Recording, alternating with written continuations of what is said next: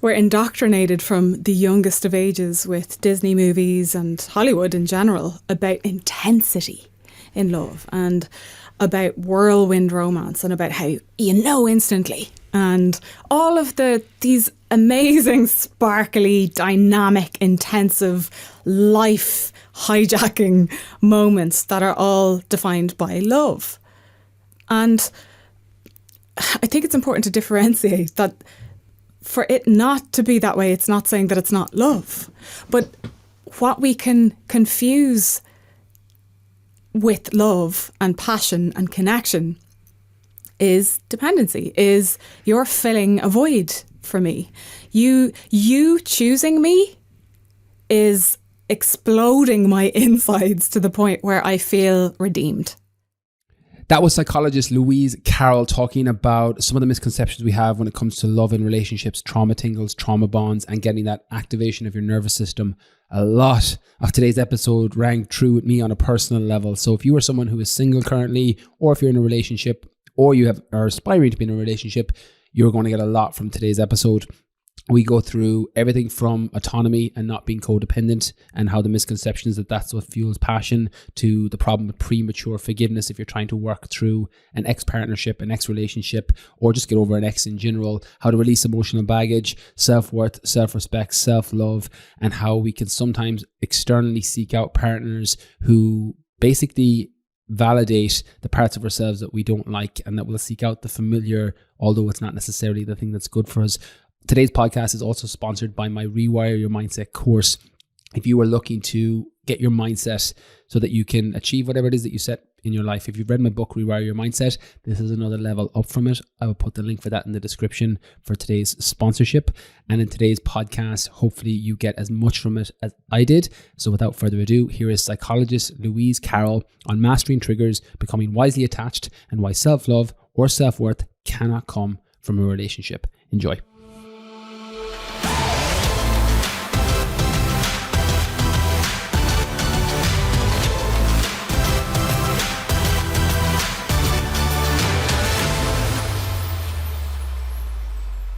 Hey everybody, welcome to another episode of the podcast. I'm delighted to be joined today with my guest, Louize Carroll. Louize is a chartered social psychologist with the Psychological Society of Ireland who has worked in the area of mental health and relationships for over 16 years. She also is the resident psychologist on Today FM with Dermot and Dave, now just Dave, and she features on the Therapy Room podcast, a spin-off series with Dr. Tony Bates and Niall Breslin, who's been on the podcast recently on his award-winning podcast, Where Is My Mind? She has also written for several years for the Sunday Business Post on relationships, and she is also the bass player in the band The Blizzards. But at the core of her work is her own experiences of toxic patterns in personal relationships in the past, and she's currently integrating everything she would have needed in a program named Wisely Attached. I'm looking forward to talking all things attachment styles, relationships, and personal growth in today's shows. Louize, welcome to the podcast. Hello. Thank you very much.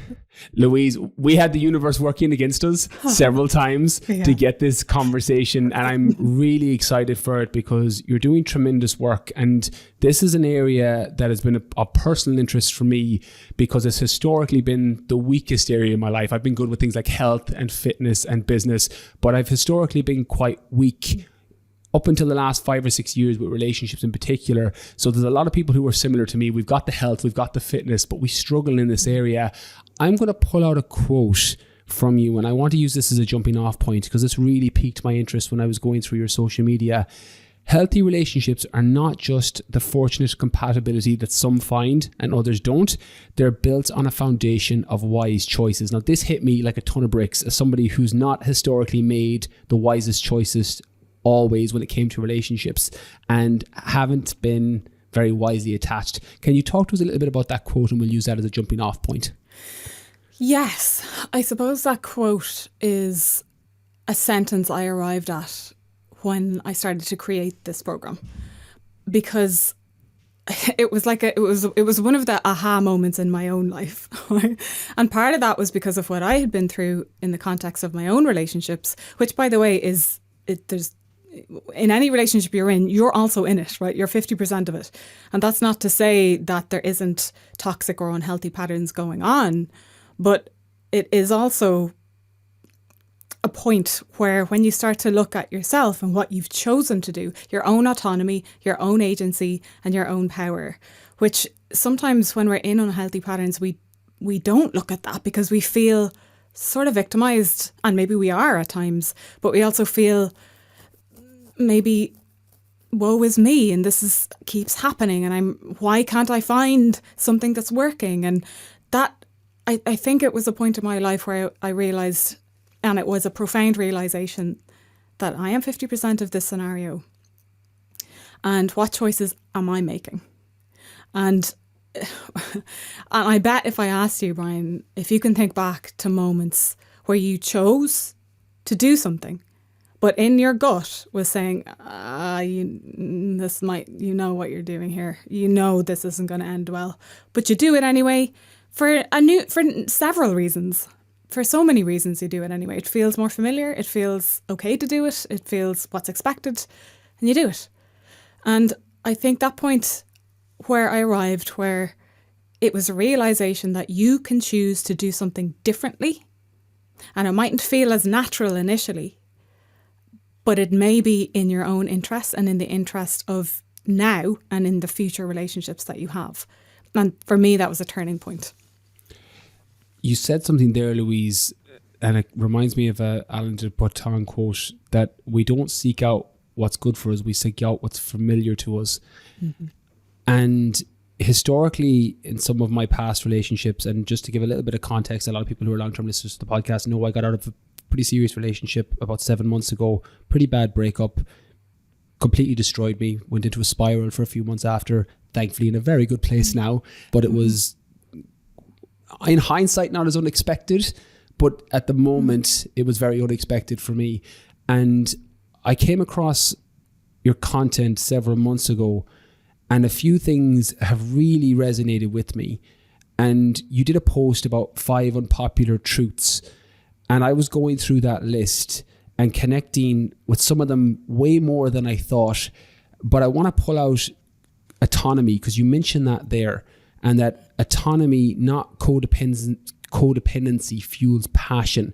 Talk to us a little about this, because I had those two things muddled up. I thought the codependent love, intensity, passion is what love is, when in reality, when that got pulled away, something I'll explore later about self-worth and self-love, because a lot of us can have that tied to our relationship.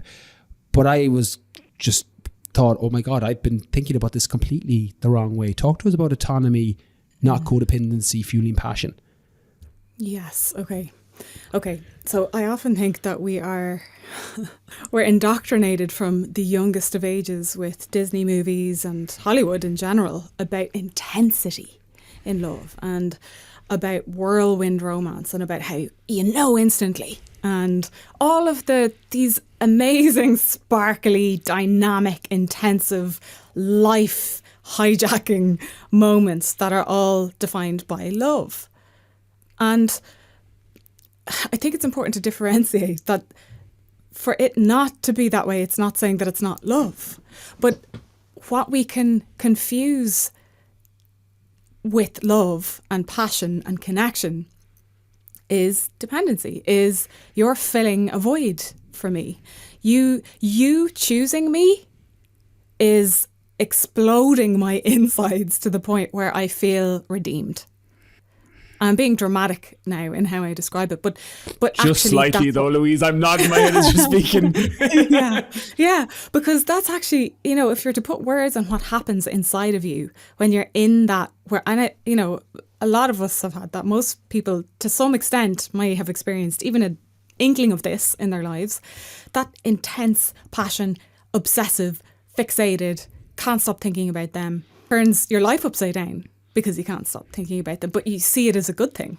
But it is like an illness in those few weeks or months, right? Because if something else turned your world upside down for that many months, it would be deemed as debilitating, right? But because it's love and it comes with romance and it comes with our idea of what that is, we embrace it and we think it's a beautiful thing. And okay, up until a certain point, it absolutely is. We all want that romance. We all want that connection. But where it goes and I don't want to say wrong, but where it sort of maybe takes a wrong turn, let's say, is if we haven't paid attention to the parts of ourselves that we secretly dislike, actually, or secretly are uncomfortable with or reject, actually, even go so far as to reject in ourselves. And all those parts that we haven't paid attention to in ourselves actually drive us from the dark. They drive us from the shadows, right? So they influence the decisions that we make. And so when we're experiencing someone choosing us, all those things that we dislike about ourselves and really use as reasons not to be okay with ourselves seem to be validated suddenly by this other person. And wow, what a moment that is for us. We feel accepted, we feel seen. And again, all these things are good things. But the wrong turn is when we now have placed all of our worth and all of our value in this other person's hands. And if we do that, then we become maybe unhealthily attached to them. And that's when codependency starts to kick in. So you think I'm attractive? You think I'm pretty? Tell me that, because I'm worried today that you don't think I'm attractive or you don't think I'm pretty. So tell me. Okay, great, you do. Okay, now I feel reassured. It's Monday. Now it's Wednesday. I thought you looked at somebody too long on the street now. Do you think that she's more attractive? Now I need your reassurance again. And every time that person gives you reassurance, you might as well be throwing it into a black hole. Because if you don't have it fostered within yourself about your own worth, and you're constantly dependent on the other person to give it to you, it is a never-ending cycle. The person gets annoyed, they get pissed off about it. Oh my God, you're coming back to me with the same question. Are you serious? And this escalates now in me. Oh my God, see, I knew it. You're getting sick of me. You're getting tired. So you see the cycle?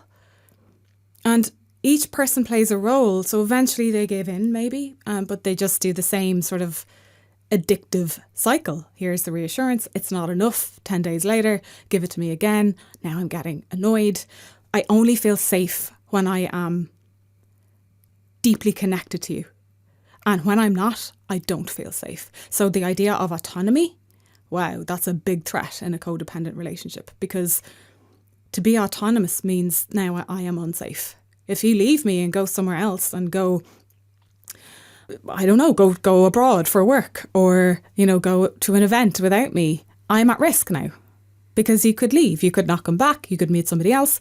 And these are the cycles that go around in someone's mind who might be anxiously attached or otherwise in a codependent relationship. And so that's why autonomy is so important in the healing. I call it the healing of your relationship sort of DNA, right? Which is, how do you figure out who you are?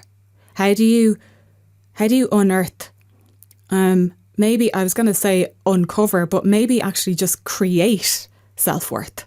Maybe you actually haven't had it up until this point. So how do you create it such that it is not in someone else's hands? It's not dependent on another person's validation, because as soon as they take it away, it collapses in you. And that's why we grip it so tightly. Yeah, that's, speaking to a truth. That's what happened to me when my partner left. Was I had so much of my self-worth and self-love tied that my validation was, I can make this relationship work, even when in hindsight it hadn't been working for quite a long time. And my story, which was my own area of life that served me in business and fitness, was I can make this work. I can make anything work if I put in enough effort and enough time. But you mentioned it earlier about 50%, and your 100% is still only 50% in a relationship, and two people have to want to make it work. And I want to park on self-love and self-worth, because this was a complete blind spot for me, Louize, because I, either fortunate or unfortunate, again, there's no good or bad, it's whatever label you want to put on it, but I had never been in love until this relationship. So I'd gone through most of my adult life. I had a little bit of a love area when I was in my teenage years, but never as an adult. And when I found this, I thought, this is it. This person's the one. This feeling is incredible. I wouldn't change this for anything. And what I didn't know then that I know now was I would never have imagined I would have spiraled the way I spiraled when my partner left, because I assumed I was stronger than that, and it wouldn't affect me in a negative way. And it brought up all my self-worth issues, all my self-love, stuff I had gone through my majority of my adult life ignoring, or using external validation with fitness and business and external success to fill a void. And I just temporarily used this person to fill that void in that moment. And when it got taken away from me, I literally felt like somebody pulled the rug of the world from underneath me. And what it led me down, you mentioned the shadow there. I started to look into a lot of Jungian psychology, that shadow side, that part of us that we're not particularly happy with, in my case, self-worth and self-love. And that's a really, I won't say embarrassing, maybe vulnerable thing to admit as a man, that I really struggle with those things. I have a lot of self-confidence, but I have very low self-worth and low self-love because I never had to build those things up, and I didn't have the shadow shine on me that this was a problem. For somebody that's listening, or for anyone that's listening, guy, girl, trans, cis, like love transcends all the genders and pronouns, who think that or are getting their self-worth and self-love from their relationship. What would you say to those people? Because I feel if I could go back 3, 4, 5 years ago, I would have said, you don't need somebody else to make you whole. You need to be whole. And it's not two coming together to be complete. No one else completes you. You can have another individual who can shine the shadow light on what you're missing, and you can complete yourself. But I didn't know any of this. And as a result, had all the heartbreak firsthand and had to process it. And again, mess becoming my message, I'm able to share it on the podcast now, have people on like you who can serve and help people move through it if they're struggling. For those who have self-worth or self-love issues, what are some of the things you get them to look at or focus on, either single or in a relationship? And if those two things are different in terms of the process, we can explore that too. Okay. So layered. And the first thing that I thought of was, I'm really glad that you differentiated between self-confidence and self-worth. That's a really important distinction, because the things that you named, like physical fitness and health and business, they're so very external. Yes, you're making internal choices about them, but it's so within your control. There's typically, to some extent, a right answer. There's a very tangible outcome if you do A, B, and C. If you put the work in, if you put the time in, if you put the focus in, you get a good business. You get, good turnover. If you put the work and time in, you build physical fitness. If you do your research, you figure out exactly what you have to eat for your body type, boom, you're in. Right? But for something that's about love and what you think about yourself and what you feel about yourself, and then how that has this almost invisible but profound impact on your life, it's very difficult to see where the answer is. And it's not in the head. All those other things that we talked about there, they're all in the mind. They're all rational decision-making processes. But when it comes to matters of the heart, it's in the body. And it's in our belief system. And it's in our experiences that we've had from the youngest of ages right up until this point, that have all meshed together to impact how we now see the world and how we now show up in relationships, and what we believe about ourselves to be true and what we believe about other people to be true. And all of that plays a role in the outcomes. And the self-confidence thing is usually something that I've met people who have, and you mentioned it, we have self-confidence who are through the roof because they're so accomplished in life. They've achieved so many things. But self-confidence comes because you've been courageous in taking chances and risks, and time again, you've seen that works for you, and there's success associated with that. So again, it's quite external. What have I achieved? And now I'm pretty confident that I can do that again. Self-worth, it's very different. Self-worth is the belief that you have value just because of who you are, not because of what you've achieved, not because of what you have, and not because of what you do for other people either, which women are much more prone to, by the way, to have self-worth and value because of what they give to other people. I'm not saying men don't have that either, but typically the percentage is way off the scale for women on that one. I have worth because you think I do. And, you know, having worth because of what I've achieved, having worth because of what I have is not real. It's not real. Because as soon as you strip that back, it's just like you say, as soon as she takes her love away or her focus away, then who am I? I'm nothing. And I understand that. I've gone through that some years back in a very detrimental relationship for numerous reasons. It was quite emotionally manipulative, and it was a short relationship at that, which was even more indicative. What choices am I making that this has had one of the biggest effects on my entire life and sense of self? And that was a turning point for me, because if I could put so much effort and time and focus and attention and value on something that was short like that, what am I missing here? Why did I do that? Why are you so quick to emotionally invest in something? What is it giving you? What do you believe about yourself because, in this scenario, you've been chosen? What are you getting from being chosen that you think that you don't have currently now? And those questions are tough to look at in yourself. But it is the process. And actually, just to say as well, I used to find the concept, and still do, I'll be quite honest, I'm much better with it now, but I still feel a little niggle in my chest when I hear self-love, because I've notoriously found that incredibly difficult to conceptualise. And that was because I had an eviscerating inner critic. And I mean eviscerating. I mean, you wouldn't even speak to your enemy the way I used to speak to myself daily. And the slightest thing that I wouldn't have done right or correct, or the slightest sign that actually I failed in some way, or I wasn't getting approval in some way, it would kick it off. And so before anyone else could knock me down, don't worry, I got this. I'm all over it.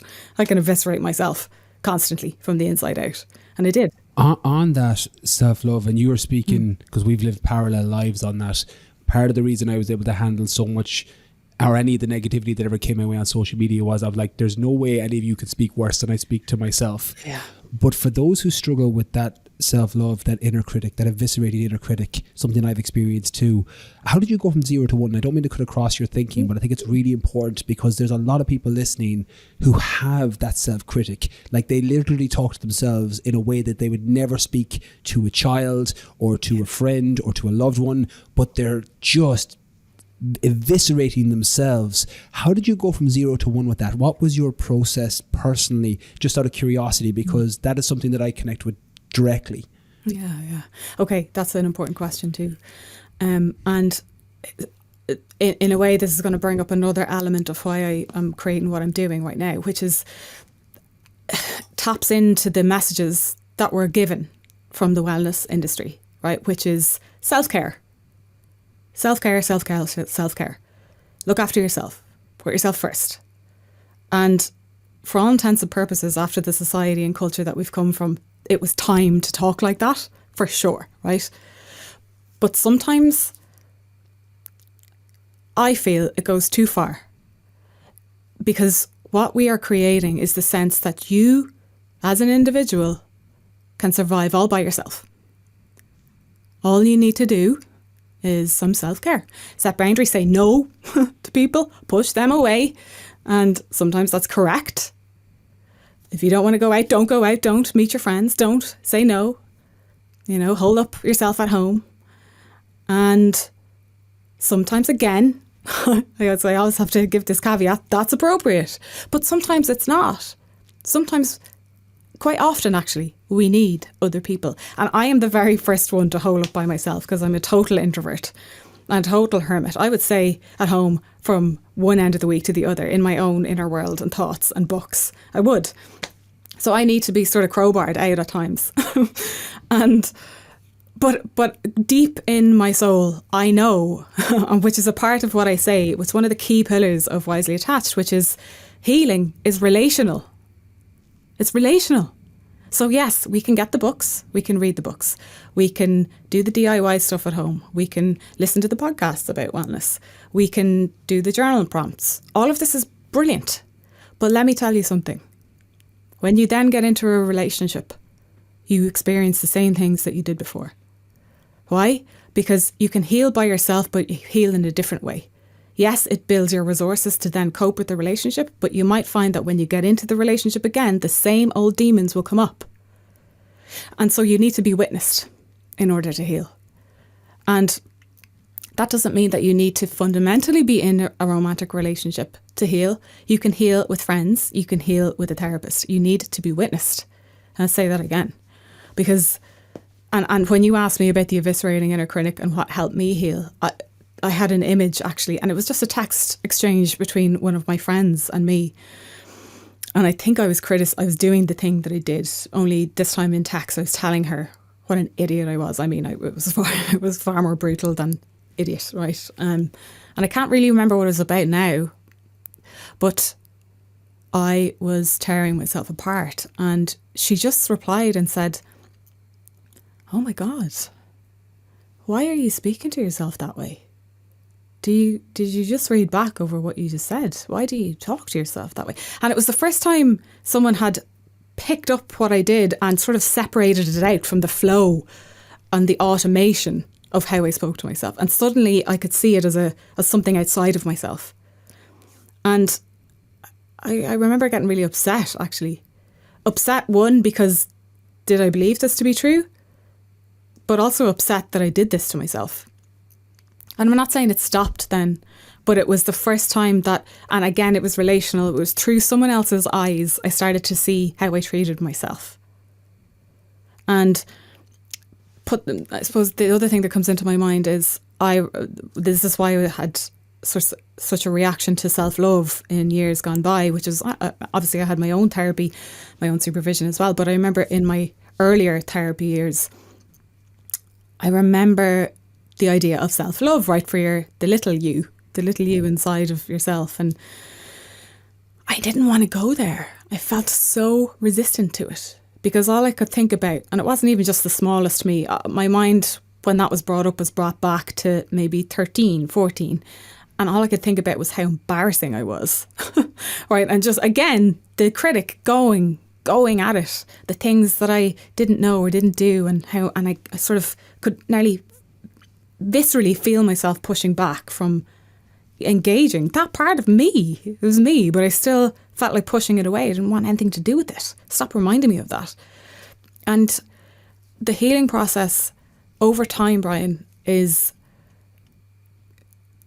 becoming, I would say, respectful. That's what helped me to get in differently, a different door, not the door of self-love. I came in through self-respect. Okay, I can deal with self-respect. That feels less cringy to me in the moment, right? In the moment, for me, that felt more practical. More like, well, I would never in a million years treat anybody like this. And if I'm coming at it from this other angle, well, now I can see what she was going through at the time as well.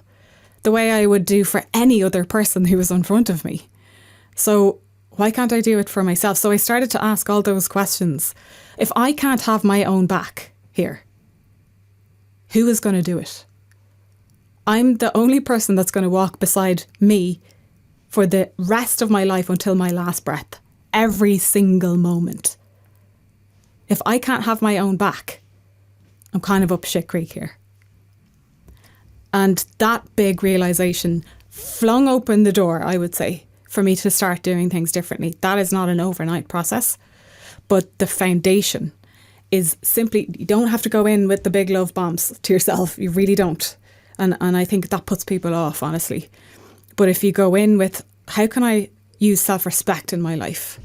How can I value aspects of myself more than I currently do?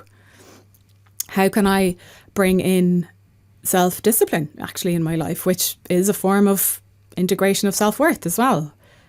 But also self-worth in general is just another good way to... It's like bringing the two parts of yourself together so that you're not cutting yourself off all the time. And by that I mean the bits, like you said, that we don't like. The shame, the embarrassment, the guilt. We don't want to feel it because it's damn uncomfortable. So you push it down, you pretend it's not there. But it warps you to a certain extent when you do that. And it comes out in other ways. And that's that's why it's so difficult, Brian. You know, you mentioned that we can do the business stuff, we can do the tangible external stuff. But this work, there's no solid answer. There's a lot of exploring and there's a lot of bloody discomfort, genuinely. I think that's why, and that's so beautifully said, Louise, why therapy can be such an amazing tool for people, because podcasts are amazing, books are amazing, courses are amazing. They fill in the knowledge gap. Yeah. But at some point, and you mentioned it there about it being witnessed. And one of my best friends, Orla, she was on the podcast a couple of weeks ago, and I'll never forget the moment, because I went to her and I was just in turmoil from complete heartbreak, and she just like looked at me. I was like, I know exactly what you're feeling. And that witnessed heartbreak, and I'm lucky I have those people in my life. Not everybody does. This is where therapy can be really helpful for witness grief, witness heartbreak, anything you're moving through. And if you don't process that, you end up carrying that emotional baggage either into another relationship or throughout your life. I did a lot of self-destructive behaviors in my early life purely from a lack of self-worth on my own part. Again, external confidence, because my confidence, if I always label things like a 1 out of 10, my self-confidence is probably a 9 or a 10 out of 10. I'm very confident in my ability to execute things. My self-worth is about a 4, up from a 2 off the back end, probably from a 0 if we go all the way back to August, September. But I've been working on it a lot with that self-respect. And funny you mentioned self-discipline, because I think, you know, getting out of bed, doing my workouts, doing ice baths, doing my yoga practice, things along those lines are all self-discipline that improve that self-respect, that self-worth. Yeah. But you mentioned about healing there, and something that was in that unpopular truth post, and it reminded me because my friend Orla in that conversation talked to me about premature forgiveness being something to not try and force, because it's not going to help and will just make you feel worse, which is what was happening to me. I was trying to prematurely forgive so that I could move on. I'm like, just anything to stop this fucking hurt and pain. Just give me anything. I'll try anything. But you talk about forgiveness not always being the path to healing. Can you talk to us a little bit about that? I know it's multi-dynamics and it can go into a whole host of different contexts, but talk to us a little bit about forgiveness not always being the path to healing. Yeah. I think forgiveness is such a complex concept, actually, for many reasons, because there's two sides to it, right? There's the side of, I think Michael Harding says it, and we were speaking about it earlier, but it's, you know, hate is a poison that you drink yourself and expect it to kill your enemy. And that's the reason why forgiveness is held up as something that we should do, because, well, if you forgive it, you let go of it and, you know, you can move on with your life, which sounds just so simple and so alluring and seductive. Okay, cool. I forgive you. All is good now. Yeah. Except I still feel like utter shit. So now what? And actually, I don't really forgive you because you've been a dick, and I don't know how to forgive you, and I don't know how to get over what's happened. So that's what I mean by premature forgiveness, right? Where you're forcing yourself into a place of intellect. Well, I know what I need to do here because I read it in the book. I know that I need to let go of this. I know that this isn't going to be repaired, this relationship. I know it's over. And I know what has to happen next. And maybe if I just forgive, that means I can now let go. And then I'll feel better. But now you've forced yourself, if you're not ready to let go, which I think is a much more apt term rather than forgiveness as such. Maybe we'll get to that in a minute. But I think if you're not ready to do it and you force yourself into the place where you say, yeah, no, I'm over it. And I think we've all met, and whether maybe it's both of us at different times, but we've also met people and had conversations with people where they're like, yeah, I don't care. Yeah, whatever. You're like, well, why is your tone so clipped?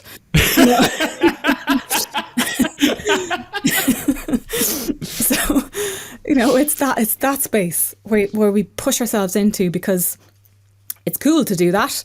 It's much more breezy to do that, but that's not what you really feel. That's not it. And I'm so on a mission to just bloody feel whatever it is that you feel. Say what it is. I think we're afraid to say, no, I hate the person, maybe. Maybe I hate them in this moment. Maybe I don't deep down, but in this moment, I feel so pained by what has happened. Yes, I feel utter hate, but it's hate that this has happened as opposed to hate for the person. And I need to be in that for a time. I need to feel every piece of that, actually, as opposed to saying, no, I'm grand, I just need to move past it and this feeling is unhealthy. No, it's not. But give yourself, it's actually unhealthy to keep pretending it's not there and pushing it away and dressing it up as something else or as a lesson that you have to learn to move on. Yeah, those things are all valid about being lessons, 100%, but not in the moment. It's not a lesson. I remember, and this was the most probably, well, I've had a couple of unhealthy relationships in my lifetime, but this was a particularly bad one. And this was the short one again that I mentioned, and it was quite a narcissistic personality. And I remember thinking after that, I will never learn anything from that. That's how cruel it was. It was just pure cruel. It was cruelty at its most defined essence. And yet, it was the most transformative experience for my life and for what I did next in every way. But I remember distinctly saying to my mother, I have nothing to learn from this. Nothing. There's no lesson here. It is just evil. It's cruel. And I just think it's incredible how humans change and adapt and what we learn about ourselves over time. And if we just stay open to that, if we just stay open to it. And I think after pain and trauma and hurt, we can lock down. This is the problem, right? This is one of the problems. We can shut down. We zip ourselves up. The walls come up, right? The armor comes on, and we know everything now. But that we know everything has that cynicism to it. I know the way it is. Nah. I'm looking at you. I know what you're doing. I know, and that's dangerous. That's a dangerous place to get to. And I'm not saying that the armor isn't necessary when you've come out of something traumatic or hurtful or pain. Yeah, it's actually good because we can heal behind armor to a certain, but that has to come off. And that's going to take a lot of courage to take that off and be vulnerable again. But you can only expand to a certain point when you have rigid armor around you, and then you go no further than that. So letting go, as I said, I feel is more apt than forgiveness. Being able to get to the point where I don't want to do this to myself anymore, actually. And I'll tell you something too. I remember the morning I woke up saying, I'm sick of myself now talking about this. I'm sick of having the story. I'm sick of the story. I've said it 65 times to my therapist, as though each time she hadn't heard it before, right? But by the way, that's a good, necessary part of healing. It just, it is okay to repeat it. Yeah.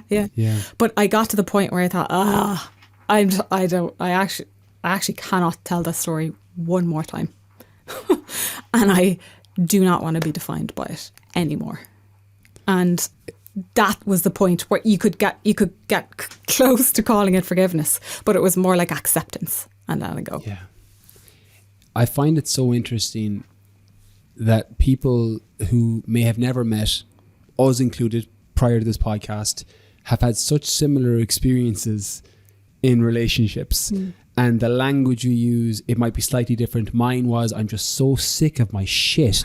I was like, I feel like a broken record, just going on and on in a loop.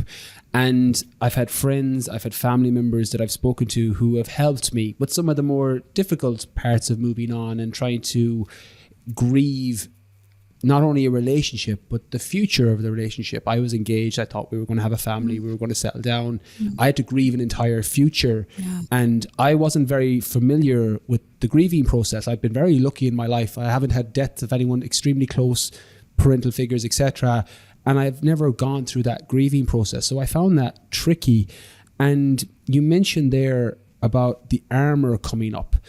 And the language I've always used is like, Tony Stark from the Avengers. This is literally the language I use within my friend circle, and they can see it on me. They always go, all right, Iron Man's back. They can see when they say something, and I just go, as if everything shuts off, heart shuts off, everything shuts off. And they're like, okay, Brian, when you're ready to talk, we'll talk, but we're not talking to Iron Man. And that's I've got a very good network of people, but they're triggers and activations within me.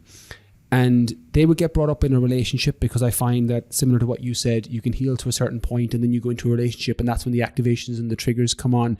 My friends can spot it in me because they know me better, sometimes even better than I know myself. Obviously, we've got our masks for the world, for ourselves, for our friends, and everything else, but they can see when that's coming up within me. Identifying triggers was something I had no awareness around a decade ago. I would react, and I didn't realize that it was something that was activated within me, either a trauma bond response, a familiar response from childhood, a teenage year, a past experience, or a unprocessed memory or unprocessed experience that had came back in the form of a memory, and then I was shut off. So I was so unaware of all of this. And I'm curious, because I know you talk about this with Wisely Attached, about identifying triggers. And some will be further along than me with this, some will be further behind, some will be at a similar level. When it comes to identifying triggers, what's something that you either recommend or advise people look into? I always say that if it's hysterical, it's historical. Yeah. That's the language I always put on it. That's smart. You just said that. Yeah. And that's always my check-in. If I'm reacting disproportionately with any emotion, anger, sadness, whatever, to this situation that's happened in reality, it's historical, and that's why I'm reacting hysterically. There's heat in it. There's heat in it, and it's disproportionate. You know you're reacting way more. It's the spilt milk over, 3 years of a bad relationship, and then you fucking freak out because someone spilt the milk. Like, it's not the milk that's the problem. It was the feeling of neglect and loneliness that's built up for several years before that. How do you recommend people approach activations or triggers, or bring awareness to what's going on? Because this is something that, if you're unaware of, it can feel like navigating the dark space without any light. But if you have a couple of tools, it can make it a lot more navigatable. What do you think on that, Louise, or what would you advise? Yeah. Okay. The first thing I want to say is that we have created a society and a culture that places the responsibility of triggers on the other. And that's a problem. That's a problem. Because we can't control other people. And if we constantly outsource our safety to other people, then we're constantly going to be victimized. And if we constantly feel victimized, we are never going to change. We're never going to have agency. We're never going to have autonomy. And those are the things that are necessary for a good, purposeful, fulfilling, connected life. So I just want to put that down as very hardcore foundations to this. And Gabor Mate mentioned, you probably heard this too, but yeah, I love the way he describes triggers. That again, we make it about, well, you've triggered me, or that's triggered me out there. And that may be true, yeah. But we also have to look at why this tiny little mechanism, which is the trigger in a gun, why is that the source of so much pain for you? And by the way, that pain, that ammunition is yours. It's yours, and it's yours to look at and yours to figure out. Not to put on society to change, because it won't.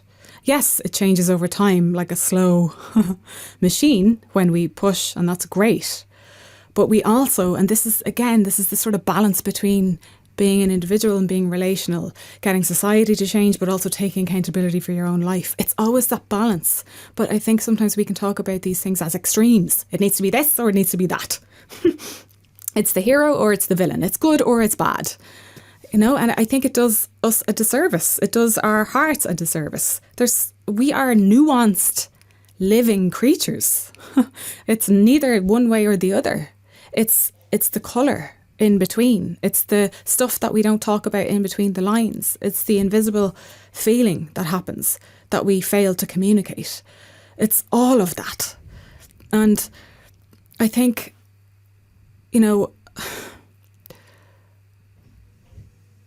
I think that's a caveat. But the other thing is that, and you said it very eloquently, what has got heat for you? What's bringing up something that's very intense within you? And pay attention to what you do next. Firstly, what do you do next? And is it disproportionate? Does it end up into an escalated conflict where now you're in this sort of tennis game with your partner or your friend or a colleague, where you both have a role to play in this particular dynamic? And perhaps this is now leveraged or evoked this other person's particular triggers. So triggers refer to wounds. In what way have you been wounded? And you quite rightly said, over the course of our whole lifetimes, there's so many ways in which we're going to be wounded. And again, Esther Perel says it's not about the rupture. There's always rupture, always. The closest thing to a perfect parent, which really doesn't exist, right, is going to cause ruptures in the relationship with their child. It's what it is to be human. It's actually necessary. Ruptures are necessary because they teach you, in good scenarios and good, secure, healthy scenarios, they teach you that you will survive. But the best way to keep it secure and healthy is that the repair happens. So rupture, yes, but what's the repair like? And if we've gone through ruptures, i.e. wounds, and there was no repair, well, then we harbour that inside of us and we make meaning out of that. And, you know, again, I think this is a Gabor Mate quote, we see the scar when people react to triggers and become heated and angry and fierce and rejecting. That's the scar. It's not the wound. We never see the wound. If we saw the wound, we would be able to have a lot more empathy for the person in the moment. We would be able to say things that would connect them and maybe help them to come down from that overactive nervous system in the moment, which is the trigger. But we don't. We see harshness. We see rigidity. We feel pushback. We feel maybe insulted because of what they now say because of this trigger. So we see the scars, and we see so many. I mean, you see it publicly as well at this point. It's everywhere. We rarely see the wound because that feels too vulnerable to see. But the core wounds that we have are, it's either shame to some extent, feelings of inadequacy, feelings about being betrayed, abandonment or rejection. It's usually one of those 5 that we see. So when you start identifying your own heat in a moment, ask yourself the question, is it one of those 5 things? Does one of those 5 things feel particularly hot for you? Not hot in a good way. Yeah, exactly. It's a whole different conversation for a different podcast. Interestingly, one of the things that helped me a lot, and I'll share it because it might be valuable for others, is when I get those reactions that are disproportionate, I ask, if this happened to 99 other people, would they all react the same way? That's a good question. Yeah, and that's helped me a lot, because if somebody cheats on you, or again, that didn't happen to me, but if somebody cheats on you or somebody makes someone jealous intentionally, you ask 100 people, you're probably getting 100 similar responses. And you know that that's more likely a human condition and a normal reaction. If you ask 100 people because somebody says something or a trigger word or makes you feel insecure, and 99 of the people react differently to you, it's probably something that's got activated within you, meaning that you have to process that, and that's your shit that you need to carry. And it's that filter has not always been supportive, but in more cases than not, it's just stopped me reacting, because it's the same as the broken glass. You throw a glass on the floor and it smashes. You can say sorry, but it doesn't fix the fucking glass. It's still broken to bits. Like, you can repair it, rupture and repair, but it takes time. When sometimes it's easier to just not say the thing that shouldn't be said because it's your activation and your trigger. And that's health. That's health. That's health in a relationship. You know, sometimes, and this is also a good question that's been posed to me in the past, but I want to be authentic. And in this moment, I'm fucking furious. Like, okay, yes. Okay, authenticity, good. Unleashing your fury, not good. Right? So then it becomes about, okay, you got to take some time, right? Because yes, you might be right in this instance, but it's not wise. Right? And the word wise has always, I loved the word wisdom. All my life, actually. There was always something really I don't know, ethereal about it for me, something just higher level, which I guess it is. So is it wise? Yes, you might be right, but is it wise in the context of relationships? And relationships are not built on being right. I can tell you that. Marriages don't survive the test of time because one person or the other was obsessed with being right. They stand the test of time and they're healthy because wisdom is at the foundation of it. And that means it doesn't matter what's objectively right in this scenario. What matters is how you feel about it, and that I recognise that in this moment. That's it. That's it.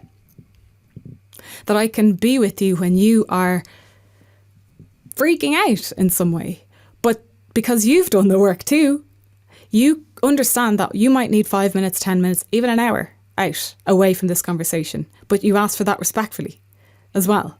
Or you state your need for that and that you're going to take that respectfully. Respectfully, I can't talk to you about this right now. My nervous system is completely overactivated with this because I know I'm going to say something that I will regret. So I'm going to go, I'm going to take some time out, and when my nervous system or I feel a bit more calm, let's talk about this. That's respectful. You know, I always, and again, there's the word respect, because I just feel and believe, and I often see it too in how couples speak to each other. And it's become so habitual, the almost abusive way, right, that they speak to each other, the undermining, bickering, right? And you can say part of that is Irish culture, and it is to a certain point, and sometimes it's fun and actually connects us, and it's a nice, unique little banter dynamic that two people can have. But it's not when it goes into that sort of sharper in conflict place where actually you are consistently disrespecting each other in how you speak to each other. How are you ever going to resolve something or come to a place where you can trust each other, that you're safe with each other? You don't feel safe with someone if they're constantly undermining you. These don't. And if you don't feel safe, well then you're going to be completely, again, armoured against everything that comes next. And conflicts and arguments are not going to be resolved so easily. So that space where you can understand what's happening in your body because you're furious or because you've been triggered, and you can take accountability to remove yourself from this situation for a time. Or when you get really good at it, which you will in time with practice, that you can bring yourself down in the moment. I use this particularly myself.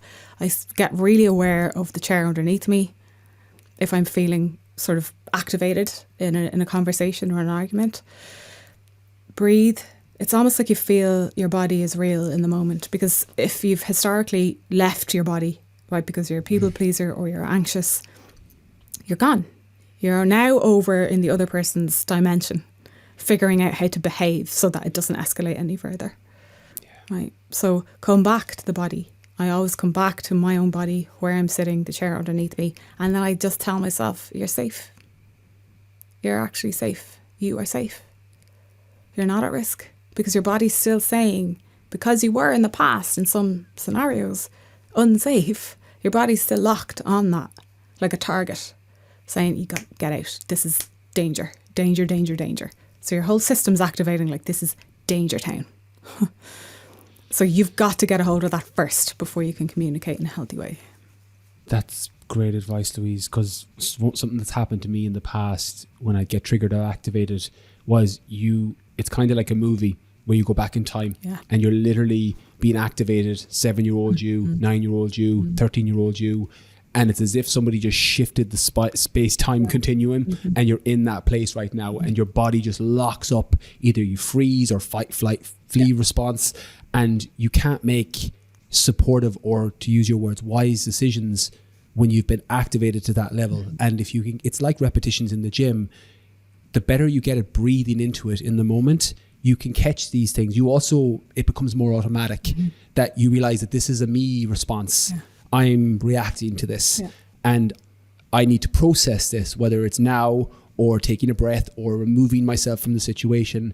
They're repetitions, the same way as engaging and fighting, and they become the repetitions, and it becomes hardwired, and your programming and conditioning just keeps going down that familiar path of you activate me, then I get defensive, I come back and try and attack, and it just becomes this whole dynamic that you don't want to be in. Louise, I want to ask one final question because it ties in very nicely what you mentioned there, and it brings us right back to that your 50% only being, 100% only being 50% in a relationship, and brain tattoo and a mantra that I've had to repeat and write down and use positive affirmations for several months now. Less now, thankfully, in these last few weeks, but it was something that supported me. But before we do that, for anyone that wants to follow you, obviously social media, you're putting out great content on there. You've got the Wisely Attached program that you're developing. Is there anywhere else you'd like to send people, or anywhere you'd like to link them before I get into the final question? Yeah, wisellyattached.com is the website as well. So the whole thing is centered around a 12-week program, essentially, where there will be a community, especially for people who go on this roadmap, I call it, a roadmap to healing. And I particularly created it so that a small group of people can support each other along the way. So it won't be tons of people on coaching calls every week. It'll be a very small, intimate group so that it becomes, you're witnessed by other people. That's exactly why I did it that way, because of the relational healing aspect of it. So it's all Wisely Attached is centered around that signature program. In time, there will be more opportunities to sort of get part of it without the overall time investment, if people aren't in a position to do that. But for now, it's centered around that on wisely.com, wisellyattached.com, and on Louize Carroll on Instagram. Amazing. And for everyone listening, I will link that in the show notes on the podcast for BrianKeithFitness.com and in the description wherever you're listening to podcasts. Talk around this quote to wrap us up. You will be reduced to nothing if you keep giving everything to the person who doesn't want you. Talk to us about that. Do you know, that was that idea and that thought came to me because of the film Mother. Have you ever seen that film? No. Jennifer Lawrence is in it. It's a Darren Aronofsky movie, and Javier Bardem is in it too. And it's not necessarily about this, but I was going through this at the time when I saw it. It was years ago that I saw it. It's a film with no music in it. It's a kind of grotesque film in certain scenes, just as a trigger warning for people. And I think there's religious overtones or undertones or connotations, and I think it plays into old biblical stories. I think that's what it's actually about. But I saw it as a story of narcissism. I saw it as a story where, and not to, well, I actually will. Spoiler alert. Can we do that? Yeah, that's fair. Go for it. I'm going to watch it off the back of it, and I'll just know at the end of it, so it's fine. Okay. Yeah. So Jennifer Lawrence is the wife of Javier Bardem, who is quite narcissistic and sort of has a savior complex, and is the man to be revered in the community, and I think he's an author. Possibly, I might have got that wrong. So his popularity and his fame is growing. So he's getting more and more attention, and she's just giving, supporting. She has a baby throughout the process, but she's giving, and every time she's giving, she's just obviously losing a piece of herself until she is literally mere ashes in the fireplace. And so you'll notice actually the heart in that particular post is ashes. And it always stayed with me because it's very real, but it happens over time, so slowly and over such a long duration of time that you don't see it happening often when you're in it. And I've met many people who've been in abusive or narcissistic relationships, or not even, but just relationships that don't suit or aren't right, or have emotionally immature dynamics to it, so that that person can't really grow within it. So they stay stuck and they keep giving parts of themselves to try and make it bearable. So, I know I mentioned narcissism and abuse a lot. And I don't want to focus on that because these dynamics can happen where two people are good people, but they don't work together. And for whatever reason, for multiple different reasons, and one starts seeing the other as the problem, but actually it's the dynamic that they create together that's the problem. And in those dynamics too, you can have this giving to try and make it better, particularly if one of them is a people pleaser or very, very anxious. Because the belief is, if I just keep giving, if I just keep showing up the way you want me to show up, it'll be okay. You won't leave and I won't be rejected, and I'll be good and I'll be valid and worthy. Except the more you keep giving, the less you have within you, the less fuel you have within you, the less connected to yourself you become, if you ever were, the less opportunity you have to actually discover, and I love to say this, discover or create who you are. We have to create who we are. But if we don't have space and time to do that, we won't do it. If we keep focusing on another person 24/7, I'm not talking about children, I'm talking about in the context of being approved of by a partner. If you keep giving and never look at creating yourself, you will end up like ashes. And I mean that, yes, figuratively, but emotionally just bereft. So I don't want to end on that particular note, but it let it be a call, I think, to say, firstly, you're not going to lose somebody who's meant to be with you, who loves you and respects you. You're not going to lose them, actually, by focusing on yourself. Because that person who's good for you is going to want that for you. Yeah. The person who's good for you is going to want all of your fire, all of your passion, all of your big ideas, if you have them, or all of your different ideas, whatever they are. That person's going to want them if they're good for you. So don't be afraid to lose the person who's not by discovering yourself. That is one of the biggest problems that I see in relationships, is the person afraid to discover themselves for fear of losing another. My mother used to always give me the quote to me and my sister for years, that when you stop chasing the wrong things, you give the right things an opportunity to catch up. Yeah. And it's one that I come back to regularly. And the reason that quote jumped out with me is not necessarily because you're giving everything to the person who doesn't want you, because there are dynamics where you're just not, you can have two good people. I would put myself into that bracket. Like, I have my ex-partner is an amazing person, an amazing soul.